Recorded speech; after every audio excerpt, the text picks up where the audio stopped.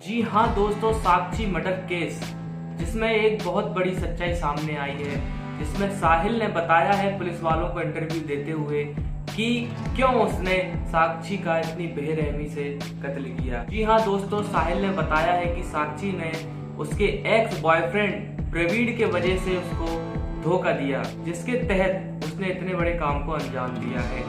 कहा जाता है कि साक्षी की नजदीकियां प्रवीण की तरफ बहुत ज्यादा बढ़ चुकी थी, जो कि उसका एक एक्स बॉयफ्रेंड था। साहिल बताता है कि उसके हाथ पर प्रवीण नाम का एक टैटू भी था। साहिल ने एक बात और बयान देते हुए कहा है भैया कि प्रवीण के पास एक नई बाइक थी, जिसके वजह से साक्षी उसके तरफ अट्रैक्ट होने लगी, क्योंकि साहिल के पास एक न्यू बाइक नहीं थी। ये सारे बयान भी बहुत सामने आ रहे हैं। अब इन सब बातों में कितनी सच्चाई है वह तो साहिल जाने और साक्षी जाने। और इसी सब के चलते साहिल ने बताया है कि एक लोकल व्यक्ति जिसका नाम झबरू है, उससे साक्षी ने साहिल को साक्षी से दूर रहने की धमकी भी दिलाई है। कहा जाता है साहिल ने पुलिस वालों को बयान में बताया है कि झबरू ने सिर पे पिस्तौल या कट्टा लगाकर उसको धमकाया था और 16-17 लोगों के सामने उसकी बेइज्जती की थी, जिस बेइज्जती का बदला उसने इस तरह से लिया है। चलिए, ये तो एक पहलू हो गया।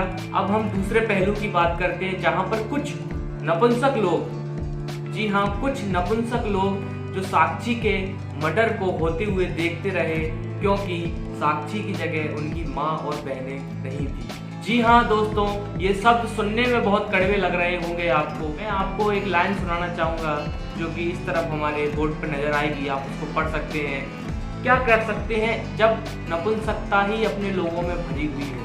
यहाँ पर हर कोई एक अलग अलग थ्योरी देता है कि लोगों ने मदद नहीं की, क्यों नहीं की।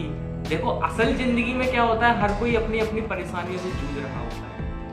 जी हाँ, हर कोई, किसी के पास पैसों की टेंशन, किसी की माँ बीमार, किसी की बीवी बीमार, किसी का बच्चा बीमार, कोई मिडिल क्लास फैमिली का है, कोई अमीर है, कोई नहीं है। हर कोई अपनी अपनी समस्याओं से जूझ रहा है, ये बात सत्य है।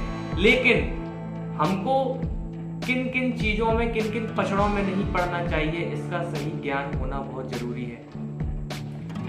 वहां पर 90% लोग ऐसे थे, अगर कोई भी उनमें से, भीड़ में से एक गुम्मा मार देता या कुछ भी मार देता तो वो लड़का शायद रुक जाता। आप साक्षी के वीडियो में आप देख सकते हैं कि जब वो चाकू इस तरीके से मार रहा था साक्षी के ऊपर, तो जब वह चाकू उसके अंदर जिसमें वह फंस जा रहा था, वो किस तरह से निकालने की कोशिश कर रहा था। तो आप जब इस वीडियो को देखेंगे तो आपकी खुद की रूह कांप जाएगी। लोगों ने तो इसको सामने से होते हुए देखा है, तब भी कुछ नहीं कहा। तो क्लियरली कह सकते हैं कि नपुंसकता तो इतनी भरी हुई है लोगों में, जिसका कोई भी तोड़ नहीं है। तो जब लोगों, एक्चुअली क्या है कि लोगों की जब तक माँ बहनों पे या भाइयों पे या बापों पे कुछ तकलीफ नहीं आती है तो लोग कुछ करते नहीं। एक्चुअली जब खुद पर बीतती है तो लोगों को ये चीज समझ में आती है। मैं आपको एक न्यूज है जिसमें इंटरव्यू देते हुए साक्षी की मां ने बताया है, उन्होंने क्लियरली बोला है कि मेरी बेटी किस तरह से मुझसे बात करती थी, मुझसे हंस खेल के। बताती है कि कल परसों की बात है जब साक्षी उनसे बोल रही थी कि माँ मैं जॉब करूंगी, मैं सब कुछ ठीक कर दूंगी, सब कुछ अच्छा हो जाएगा, मैं आगे बहुत बढ़ूंगी, आगे हर सपना पूरा करूंगी। किस तरीके से एक माँ से एक बेटी बोल रही थी, तो उस माँ पर क्या बीत रही होगी जे आज के समय में कोई नहीं जानता। जब किसी लड़की के पोस्टमार्टम हुआ है उस लड़की का, साक्षी का, तो उसके शरीर पर 16 घाव पाए गए हैं और वह व्यक्ति जब उसमें चाकू मार रहा था, चाकू मारते मारते उस चाकू की धार टेढ़ी हो गई और धार टेढ़ी हो जाने की वजह से उसने देखा कि कहीं जिंदा ना बच जाए, तो उसने उसके ऊपर खंडा उठाकर पटक दिया। जी हाँ, तब भी जब इतना सब कुछ हो गया तब भी लोग देखते रहे, तब भी लोगों ने 1% भी उसको रोकने की हिम्मत नहीं की। क्यों नहीं की? क्योंकि हम लोग नपुंसक हो गए हैं, क्योंकि हम लोगों के घर में कभी किसी के ऊपर आंच नहीं आई है, हमें सिर्फ दूर से तमाशा देखने की आदत हो गई है। हम सब जानते हैं कि हर किसी के जीवन में परेशानियां आती हैं, बहुत से लोगों को आपने देखा होगा कि ट्रेन के सामने अभी एक गार्ड थे जिन्होंने ट्रेन के सामने कूदकर एक महिला की जान बचाई थी। उसका घर परिवार नहीं है, उसकी मजबूरियां नहीं है, वो क्यों बचा रहा है? एक आर्मी मैन जो सीमा पे आपके लिए खड़ा हुआ है या देश की सरहद पे आपके लिए लड़ रहा है सामने, उसका क्या है?